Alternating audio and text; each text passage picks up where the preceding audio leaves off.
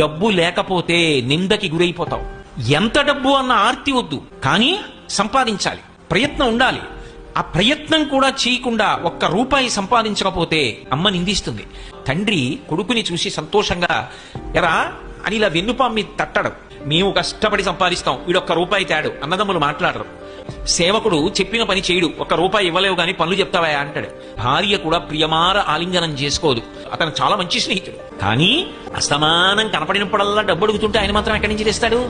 అందుకని ఇట్నుంచి ఈ డబ్బు సంపాదించిన వాడు ఎడుతుంటే అట్నుంచి మంచివాడైన స్నేహితుడు ఇలా వస్తుంటే వీడిని చూసి పని లేకపోయినా ఇటు రావలసిన వాడు అట్టెడిపోతాడు. ఏమాయి బాగున్నావా అని ఇలా చీ కూడా ఎత్తాడు. కాబట్టి ఓ స్నేహితుడా, డబ్బు సంపాదించు. డబ్బు సంపాదించనన్న మాట అనకు. యవ్వనంలో డబ్బు సంపాదించి తీరాలి.